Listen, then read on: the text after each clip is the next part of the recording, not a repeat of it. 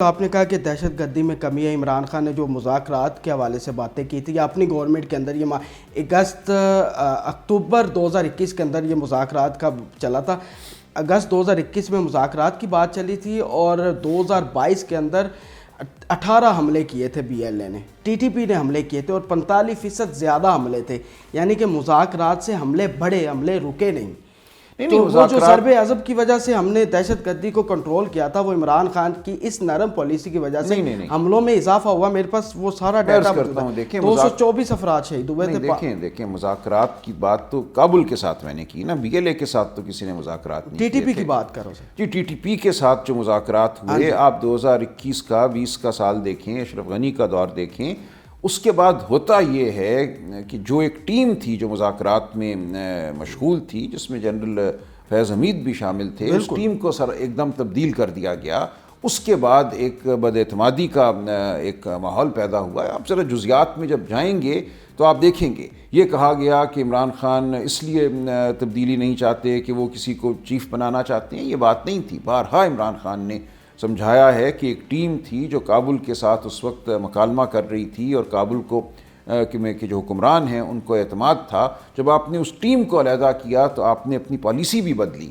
اس کے بعد یہ رد عمل شروع ہوا. یہ سرسری بات نہیں ہوتی کہ آپ صرف نمبر دیکھیں, آپ اس کے پیچھے دیکھیں کیا عوامل تھے, اکتوبر 2021 میں کیا ہوا, اس کے بعد کیا ہوا.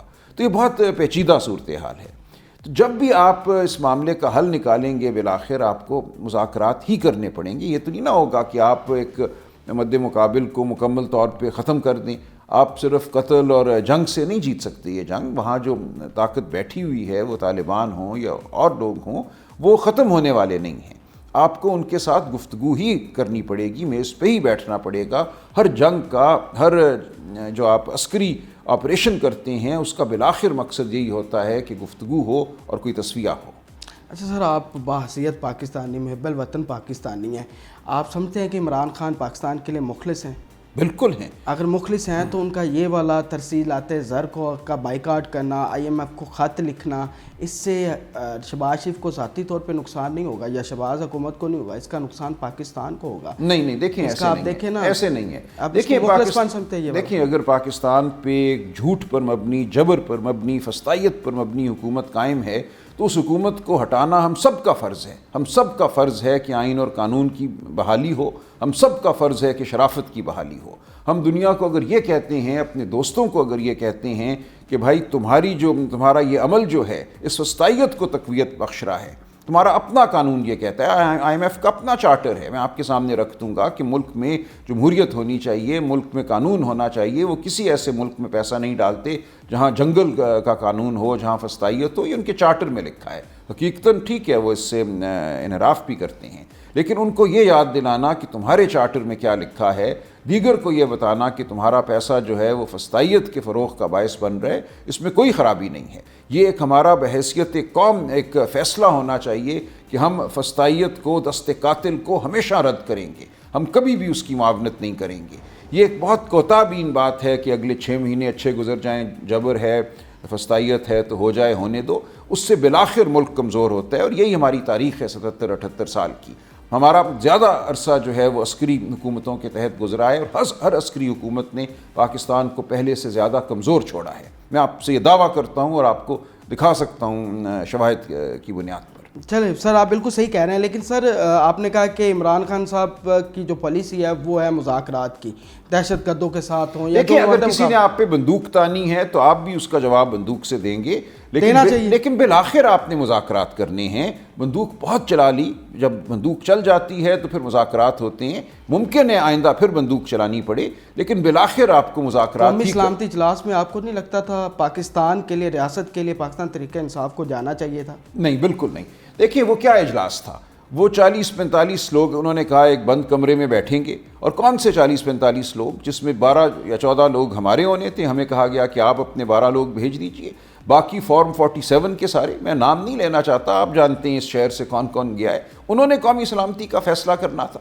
ہم نے یہ کہا کہ آپ حقیقی نمائندوں کو بلائیں, آپ ایک اے پی سی کریں, آپ ان لوگوں کو بلائیں جو عوام کے نمائندے ہیں. بلوچستان کے ہر خطے سے ان لوگوں کو بلائیں جو عوام کے نمائندے ہیں. بلوچستان میں بچہ جانتا ہے کہ دوسرے نہیں 5ویں نمبر والے کو الیکٹ کرایا گیا ہے، خیبر پختونخوا کے لوگوں کو بلائیں، ہم 8 10 12 لوگ کیوں لے کے جائیں؟ پورا ایک اتنا بڑا خطہ ہے جو زخم خوردہ ہے، ایک بڑی اے پی سی بلائیں جس میں بات ہو سکے۔ ایک بند کمرے میں 40 گنے ہوئے لوگوں کو بٹھا کر قوم کی تقدیر کے فیصلے نہیں ہو سکتے، اور خاص طور سے جب آپ عمران خان کی آواز کو باہر کر رہے ہیں، ہمیں بات بھی نہیں کرنے دے رہے عمران خان سے، ہم نے اتنا کہا کہ ہمیں ان سے مشاورت کرنے دو، وہ بھی نہیں کرنے دی، عدالت کے فیصلے ہیں ہمارے پاس کہ ہمارا حق ہے ان سے ملنا، ان کے رفقا کا حق ہے ان سے ملنا۔ تو جب آپ فسطائیت کرتے ہیں اور پھر کہتے ہیں ہم نے تو سلامتی کے لیے سیشن بلایا تھا، آپ آئے کیوں نہیں؟ ہم آئیں گے، لیکن اس سیشن میں آئیں گے جو بامانی ہو، جہاں واقعتاً عوام کے نمائندے بیٹھے ہوں، صرف سر خم کیے وہ لوگ نہ بیٹھے ہوں جو فارم 47 پہ آئے ہیں اور فیصلے سن کر وہ چلے جائیں۔ ہم فیصلہ سازی میں اپنا رول ادا کریں گے، اپنا جو وجود ہے اس کا احساس دلائیں گے، ہم صرف سر جھکا کر سننے کے لیے نہیں جائیں گے۔ تو یہ سیشن ہوگا، ہمارے بغیر ممکن نہیں ہے کہ ملک آگے بڑھ سکے۔ پی ٹی آئی کی آواز کو، عمران خان کی آواز کو سننا ہوگا، اور آپ دیکھیں گے کہ جب یہ ہوگا ملک فلاح کی جانب بڑھے گا۔ بلاول بھٹو صاحب کہہ رہے ہیں کہ جی میں پاکستان تحریک انصاف کے ساتھ اگلے کریں نا اجلاس میں لے کوشش، کے آئیں گے۔ وہ کریں نا ایک بامانی کوشش، کہیں نہ کہ عمران خان سے ان کو ملنے دو، کہیں نہ کہ عمران خان کو پیرول پہ آنے دو، کہیں نہ کہ ایک بڑی کانفرنس بلاؤ جس میں حقیقی نمائندے موجود ہوں۔ صرف نشستن برخاستن تو ہمارا مقصد نہیں ہے۔ یعنی کہ اس کے بغیر آپ کہہ رہے ہیں کہ نہیں، عمران خان پیرول پہ باہر آئیں گے تب بھی آپ قومی اسلام یا ان سے ہماری گفتگو تو ہونے دیں نا۔ ہاں، آپ ہماری گفتگو بھی نہیں ہونے دے رہے، گفتگو عدالت کے فیصلے ہیں اس کے باوجود آپ گفتگو نہیں ہونے دے رہے۔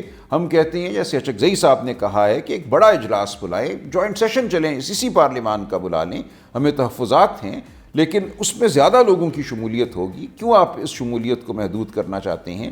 لیکن بہتر یہ ہوگا کہ آپ ایک باقاعدہ آل پارٹیز کانفرنس بلائیں جس میں وہ لوگ موجود ہوں، اختر مینگل موجود ہوں، اس میں وہ لوگ موجود ہوں جن کو بلوچستان کے عوام کا اعتماد حاصل ہے، ان کی بات سنیے۔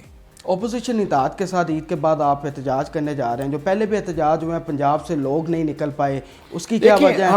اور علی امین صاحب جو ہیں فضل الرحمان کے اوپر تنقید کا نشانہ بنا رہے ہیں، تو پارٹی کے اندر ہر بندے کی ڈیفرنٹ رائے ہے جو عوام کو کوئی ڈیفرنٹ رائے نہیں ہے، عمران خان کی ایک رائے ہے، سب عمران خان کی رائے کے پابند ہیں۔ عمران خان صاحب کی بالکل یہ رائے ہے کہ ہم نے مولانا فضل الرحمان کو ساتھ لے کر چلنا ہے، ہم نے شاہد خاقان عباسی کو لے کر چلنا ہے، سندھ کی جو پارٹیاں ہیں، جی ڈی اے کی پارٹیاں ہیں، پیر صاحب پگاڑا ہیں، ان کو ساتھ لے کر چلنا ہے، اختر مینگل صاحب کو ساتھ لے کر چلنا ہے۔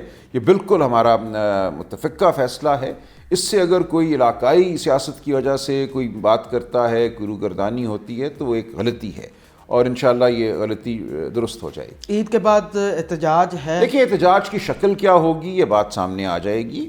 ہم ایک لائے عمل کے تحت چلیں گے، فراست سے چلیں گے، تحمل سے چلیں گے، اور ہمارا مقصد عمران خان کی رہائی ہے، ہمارا مقصد ملک میں آئین اور قانون کی بحالی ہے، ہم اس جانب بڑھیں گے۔ یہ ایک دن کی 2 دن کی بات نہیں ہے، یہ ایک مربوط لائے عمل ہوگا جو آپ کے سامنے آئے گا۔